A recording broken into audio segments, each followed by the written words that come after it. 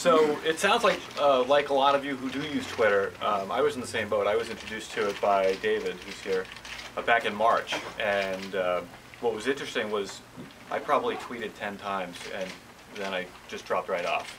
And I didn't revisit Twitter until Aaron, my colleague, started using it, I think like August or September. And that's when I really started to see the value. Now, I want to ask a question just like the other folks that are here. It seems like there are a lot of Twitterers. I want to ask how many of you use favorites, like religiously, like use favorites as a way of collecting information?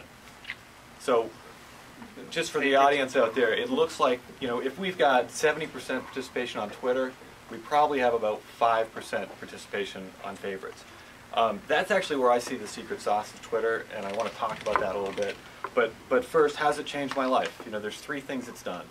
Number one, it's created this incredibly robust network for me. I mean, I've met the 3 other presenters here today on Twitter. I've met a number of people in the room on Twitter, and it's fascinating to me. I mean, it's really a community, and it's fascinating to me how deep information you can get about people and learn about them through Twitter, if you're paying attention. In my job, I need to think about social media. I need to understand what's going on and what's current and what we might want to build into our platform. So what Twitter does is it keeps me in touch with what's going on a regular basis. People's updates are critical for me to do my job. And I was thinking about it last night.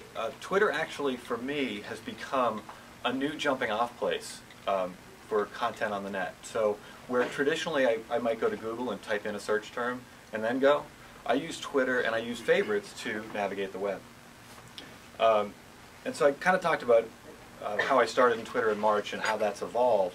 So let me talk about that. So initially, I couldn't get over the signal to noise ratio. I had a really hard time with that. And what's interesting is, David and I have had a lot of talks about signal to noise, and that kind of bleeded into the next topic, which is stocks and flows, and that's why I think favorites are so important.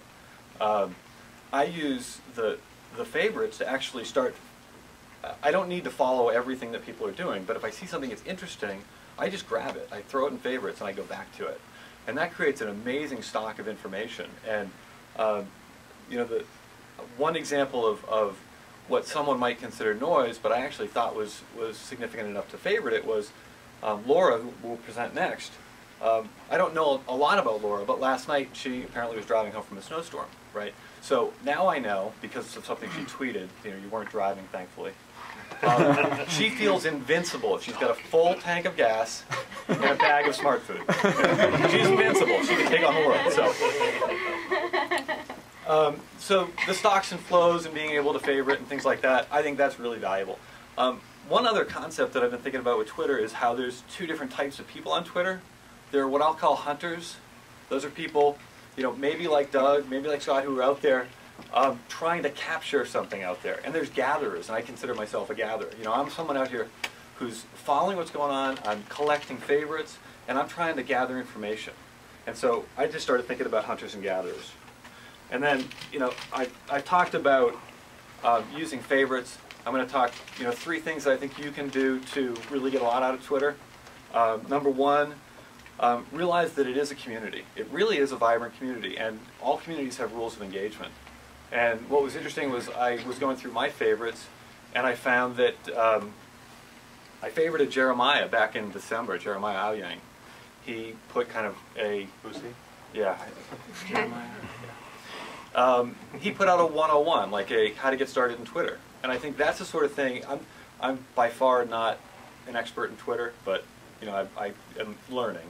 We need to, as people who are learning or experts in Twitter, continue to reach back to people who are getting new, just starting, and make sure that they have the same information that we did getting started. So, treat it like a community. I do think using favorites is a really valuable way to get the most out of Twitter. I actually think they could build out more functionality around favorites that would make it really valuable, like RSSing people's favorites. I would love to be able to pick certain people and RSS them. Shell Israel actually tweeted, and this is one that I favorited, he said a couple of months ago, wouldn't it be great if I knew when other people favorited my stuff? I was like, wow, yeah, because that starts to create some connections. And then John Ekman, who I don't know, John, are you here? I know you probably were having traveling problems. He tweeted at the end of December And this is how I felt kind of early on once I started adding, more and more people to my list that I was following. It's overwhelming sometimes if you try and follow everything that's happening. So understand, just realize it's a river. You're not going to catch it all. And just let it go by sometimes. Don't get overwhelmed by the stream, but just let it go by. Don't feel like you're missing anything, but if you get a chance, got a little free time, and that's probably the biggest way it's changed my life. I spend too much time on the couch, watching Twitter.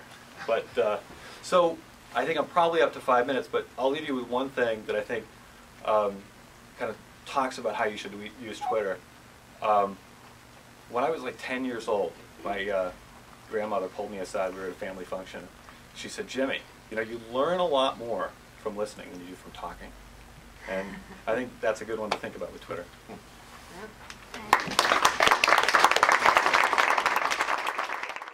The ball drum.